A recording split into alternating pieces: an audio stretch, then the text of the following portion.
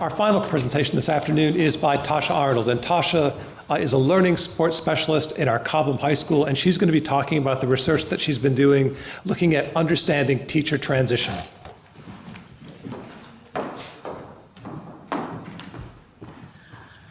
Well, thank you, everyone. As you said, my name is Tasha Arnold, and as I've been selected for the graveyard shift, I hope you can stay awake and learn a little bit about transition. So I'm originally from the Midwest, where there's very little diversity, and I went to Marquette University, which was my first major transition in life, where I got a bachelor's degree in education. I originally went there for law, but then I changed. And I also have a degree in interdisciplinary social sciences, a minor in theology, Hispanic literature. And from there, I also got my master's degree at University of Pennsylvania, Scranton, which brought my second transition, because that's about 1,000 miles away from my hometown. And there was a different level of transition that went on there. I taught in various school districts, different age levels, different grades. I've worked in bilingual schools. I've been a consultant for Chicago Public Schools, where I predominantly worked with school improvement and teacher development. So that brought me to my biggest transition, which was coming here to England in the UK. And I've been at ACS for 7 years as a learning specialist, and I've done various things here at the school. But I arrived late to the school. So my passport got lost, and school had already started. And so I show up and had missed the whole week of new teacher training orientation. So I didn't have any bonds with new teachers. I didn't know how to even use the copy machine. It was just, for me, it was really, really stressful. And here I thought, I'm this highly educated person who has all these degrees, who's been all these places, and I really struggled, and I wanted to manage it on my own. So some of the issues that I had were, unfamiliarity with the programs, different cultural expectations, because we have so many nationalities here at ACS, so different parents have different expectations. There's this dynamic, students were leaving and coming at all times of the years. There were teachers that were coming at all different times of the years, and it felt really paradoxical. Here I was trained to teach, but for a completely different environment. And ultimately, it did impact my sense of identity, because I didn't feel like anyone had understood who I was or where I came from. So my research questions for the project that I did this year stem from my own personal experience, as well as from speaking with my colleagues, because many of them said that they had the similar issues with transitioning to this new culture. So some of the questions that I looked at were, what are the experiences of transition? What are your perceived needs? What do we think we need when we transition? And how might an international school actually give us some support during this? So this project is actually running alongside with my doctorate. I'm in the final portion of my doctorate, so this project actually mirrors that as well. So in order to answer these questions, I first had to do a literature review, which I did. And I just want to share you a little bit of background information about what the literature shows. First off, there is a ton of information about international students in their international schools, but very little with regards to quantity and quality of research when it comes to these professional practitioners in these environments. It's very apparent that international educators, when you start a new job in an international context, you need immediate support. And not only that, it's important to note that too much support can actually hinder your growth, so understanding this balance is quite important. Not only that, this isn't just an ACS issue, this is a worldwide issue.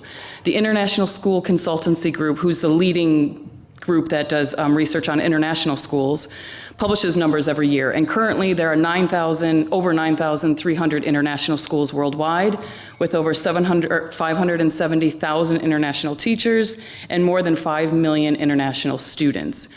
And these numbers continue to grow each year by about 10%, depending on what countries you're looking at. And in order to help this transition, we need quality teachers. And in order to get these quality teachers, we need to look at how we can support them. So the success of a student in a classroom is positively correlated to the success of a transition that a teacher goes through. So it is quite important. Another study by John Haley, who's from the University of Melbourne, he produced actually the largest research-based study of all time, where he looked at over 53,000 pieces of literature. And what he found was the #1 positive impact on students that improved their learning was actually teachers. which kind of makes sense. And the number one hindrance to international students on their learning is actually mobility and moving. So if we know that engaging in a new culture is really enriching, what we can actually put, kind of see that, So if we this is the single most negative impact is moving on students. But if we integrate these teachers into the new cultures, it's going to have a positive impact on our students. So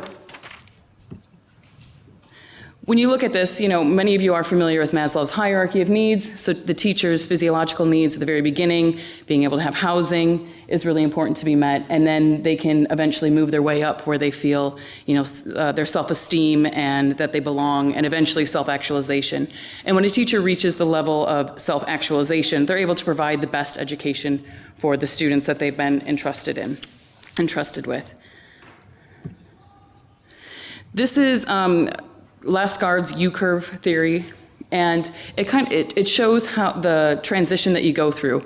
So before you move to your new country or your new international school, you're going to be excited. This is a new adventure. It's wonderful. And then all of a sudden, typically what I found is in October, November, there's major crash and burn. And this is, what am I doing? I have no idea why I came here. Nobody knows who I am. I don't feel connected to this place. I want to leave. And then eventually you start to manage this transition, and you start to accept, your role and being connected to the school that you're working with. So this transition curve is actually an S curve. So it's not just about when you come to the school, because then when you transition out, and some of you students will be going back home in a short period of time, you're going to have a transition as well. You're going to feel, oh, I'm excited, I'm going to go back home, I'm going to share all my stories, and then you're going to get back home, and as we discussed earlier, you'll realize you've changed, and perhaps the people around you haven't, and so it's going to be a reintegration transition for yourself.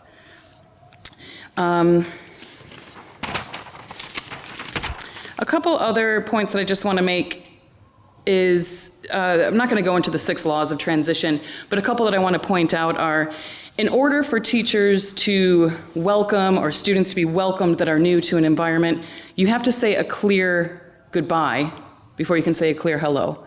So if your colleagues are leaving, teachers, when we have our colleagues leave, if you can't say a proper goodbye to them, it's really difficult to actually welcome new teachers in, and you feel like, oh, they're just going to be leaving anyway. Why do I want to invest?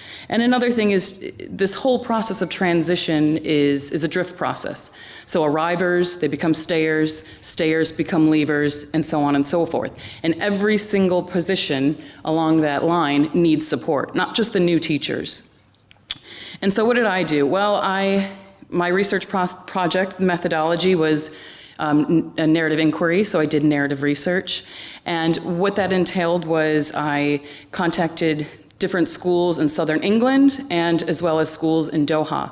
So it kind of took place over 2 countries and in various schools. And I invited the participants, explained what I was going to be doing, which was interviewing them. They asked questions. Then I conducted the interviews. We had the interviews transcribed. Then I analyzed the data. After analyzing the data, I looked at cross-referenced them to other participants.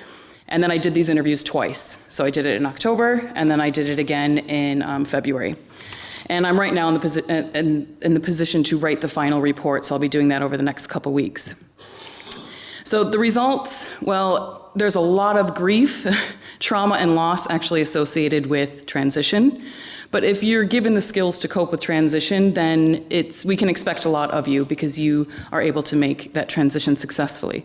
The teachers did suggest that these induction programs, so when you first come to the school and you go to these trainings, they were helpful, but they oftentimes overloaded you with information that was not helpful at the moment, and that there wasn't enough support in place, and in particular, they really wanted support in October and November, and in March again. These are pinpoints where people were described, and I quote, "I was in a dark place."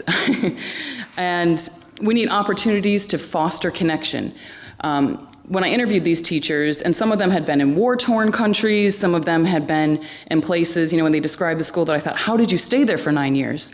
And the number one thing that they identified, along with research as well, is the amount of support they received indicated if they would stay at a school. So what does that say to us? Well, actually, we do have some control over retaining some of the best talent.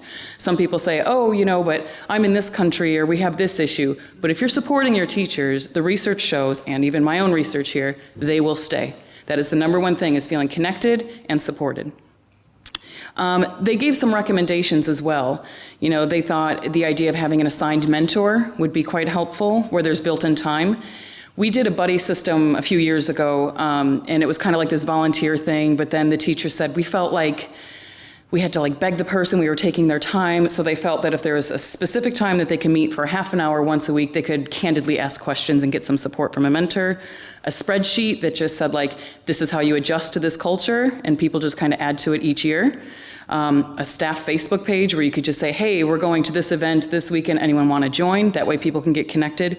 And I do have to say, Doha does a really good job with this, and it's something that every single staff member did comment on. So I think us other campuses could take that on board. They want support throughout the year, not just the beginning. They said they would rather have 1 or 2 day induction at the beginning and have those other 3 days or 2 days spread out throughout the year. And this isn't just reported from ACS campuses. This is from all the schools that I had gone to. And just fostering these bonds of connection. They want to feel connected to the school. And when a school is able to manage the challenge of mobility, of teachers moving back and forth, word gets out, we attract better clientele, or I should not say better, more clientele, staff, and families. So that being said, who needs to be involved? Everyone. HR directors, admissions, teachers, principals, because if the whole school is supporting this idea of transition, we are the transition piece for families that come in, then it's something that people can attach to. So we don't learn from experience, but we learn from reflecting on experience. And so the SIM project for myself was actually a great experience. I know there's some of you in the audience that are gonna be going forward with next year's SIM projects. The support you get from Latifah and Ben was fantastic. I know, unfortunately, Ben's gonna be leaving us, but I'm sure that they will find someone perfectly able to support us in the way that he did. I was able to meet with other colleagues, and actually, just to go back to the whole point, I do feel a bit more, even more connected to the school, because I feel like I'm able to kind of make a change. So thank you for listening, and I look forward to any questions you may have.